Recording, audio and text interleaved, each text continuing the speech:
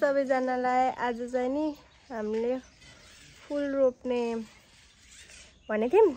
थोरै भिडियोमा मैले देखाएको छु। म चाहिँ कहाँ बसेछु हेर्नु न, भुन्डेको सानो कुर्सीमा। अब हामीले कसरी फुल रोप्छौँ हजुरहरूले हेर्नुहोस्। घाम आँखैमा आयो, साथ दिनुहोस्, लाइक गर्नु, सब्सक्राइब गर्नु, सेयर गर्नु। यही हो, यति हो। आज हामी फुल रोप्नको साथसाथ भेनाले यसको अब अलिकति चैट पनि पार्ने अरे। खै देखाउनु त भेना, डर लाग्दो भएन। त्यस्तै बोट बिरुवालाई मलको आवश्यकता हुन्छ, हाल्न त पर्यो।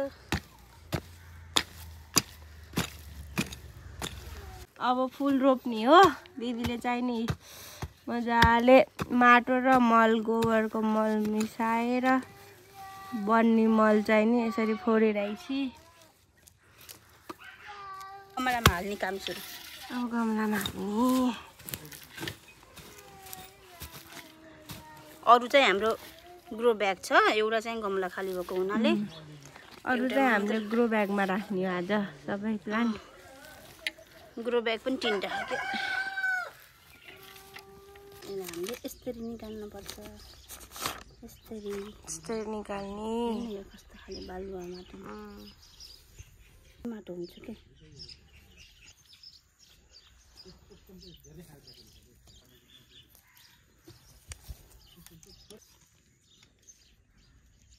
यो रेडी भयो। अब यो ग्रो ब्यागमा चाहिँ यसलाई कति राम्रो देखियो। हाम्रो ग्रो ब्याग चाहिँ यस्तो हुन्छ है।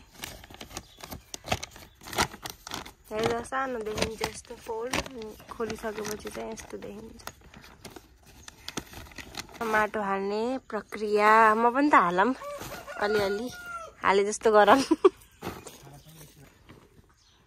अब हाम्रो फुल आफ्नो ठाउँमा बस्नुपर्छ।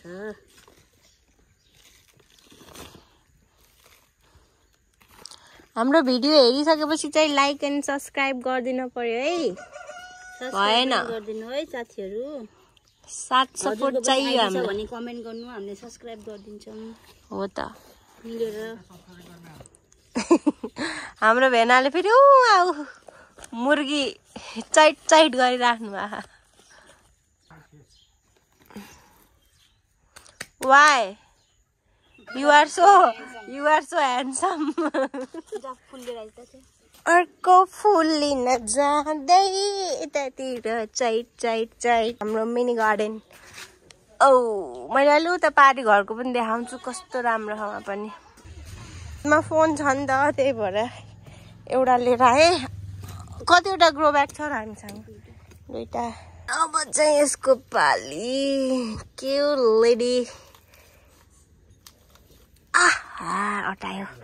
अटायो टेक्नोलोजी। अनि अब भुइँमा रोप्ने हुन् गरे। यिनलाई चाहिँ नि अहिले मैले यहाँ गाडिदिन्छु। 2टा ठाउँ ठ्याक्लक्क रहेछ त्यहाँ चाहिँ नि। यो पनि कस्तो राम्रो देखियो। So beautiful. यो पनि राम्रो देखेको छ।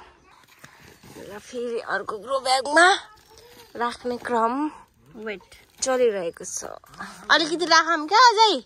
होइन, यो उस हुन्छ कि अग्लो हुन्छ नि, त्यसले गर्दा यसलाई निकाल्ने टेक्निकै भनिदिनु भएन दिदी हजुरले? घप्टी पार्ने निस्किन्छ। त्यसपछि चाहिँ नि छेउछेउमा माटो राख्ने। अब चाहिँ नि फुलको सिजन छ के अरे। देखाउँछु है कस्तो। हामी चाहिँ नि फुलिसकेपछि पनि देखाउँछौँ, बिफोर एन्ड आफ्टर। छेउछेउमा यसरी माटो राखिदिने। प्लान्ट लभरहरूले चाहिँ नि बुझ्नुहुन्छ के अरे, लाइक गरिदिनुहुन्छ मेरो भिडियो। अब प्लान्ट लभरहरू छैनन् भने त के भन्नु, खाइके वाचिङ गरिदिनु हुन्छ। ओन्ली वाचिङ टाइम मात्र पुऱ्याइदियो हुन्छ हो क्या। ल हाम्रो 3टा फुल रेडी भइसकेको छ। यसको क्युट लेल। यो चाहिँ यसलाई के फुल भन्छ थाहा? नामै बिर्से। ल बिना नामको फुल। चाहिँ यस्तो गर्ने हामीले यसलाई।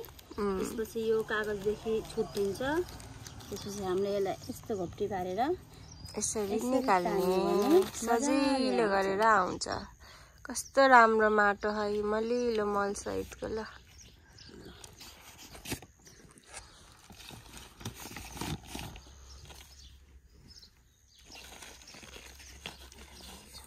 लगाइसकेछ रोप्दा रोप्दै लागेको क्या हो भर्खरको भर्खर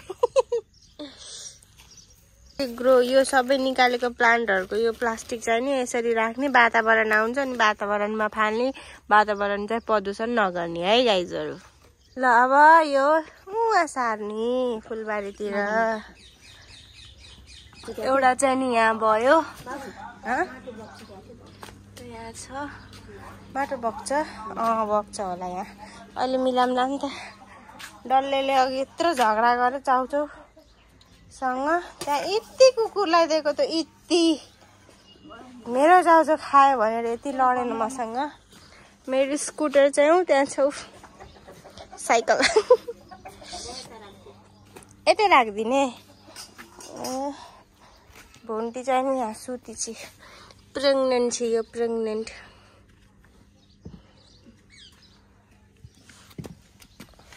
अब यसले कता कता सार्ने भन्दै हेरिरहे मैले उहाँ छिमेकीको फुल पनि देखाउन जान्छु क्या अब हेर्नुहोस् त यो मङ्सिरको लास्टमा नि यति राम्ररी फुल्छ फुल यो येल्लो फुल पनि कस्तो राम्रो हो हामी के गरे लुम्बिनी जाँदाखेरि हामीले फुल चोरेको अनि यो चाहिँ नि घरबाट लिएर आइक्यो अहिले राम्रो भयो यो चाहिँ नि मैले घर लाने हो यो घर लाने हो मैले घर लाने किन भन्नुभयो होला हजुरले भनेपछि किनकि म दिदीको घर छु अहिले नलानी गरे किन किन रिसा छ त मसँग हेर्न पिट्न आउने खाइस खाइस खै दिदी भेनाले के गर्नुभयो हेरौँ ओहो नि भूत लाउँदै कस्तो केटाइछ सो ब्युटिफुल वाउ आहा कति क्युट देखेको खै देखा न हेटो कति राम्रो देखेको कस्तो दामी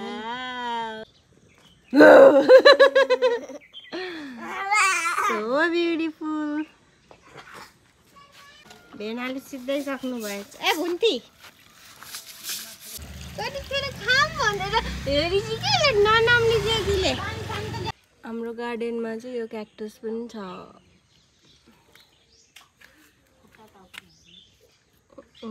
यो पनि अब अलि दिनमा फुल्ने हुन्छ ल एउटा यो प्लान्ट छ दिदीको घरमा के नाम हो कुनै यो चाहिँ हिरा दिदीको घरमा आएर बनाएको मैले फुलहरू राम्रो छ क्या यहाँ त्यही भएर देखाउनलाई हजुरहरूलाई यो पनि प्रिटी छ वाउ अनि कस्तो राम्रो देखेको आहा यो चाहिँ ग्रो हुँदैछ कस्तो क्युट छ यो प्लान्टको नाम के होला भनिदिनुहोस् मलाई यो त घर थियो भाइ मेरो दिदीले चाहिँ नि भर्खर नयाँ प्लान्टहरू लगाउनु भयो रेडी हुन्छ दिदीको साग लचप्पै भए यहाँ पनि रहेछ फुल हाम्रो घर चाहिँ यो हो शुभ लाभ म चाहिँ हिँडिरहेछु भित्र एन्ट्री भएपछि चाहिँ नि अघि मैले एउटा लार्वालाई यहाँ राखेको छु म देखाउँछु है त्यसलाई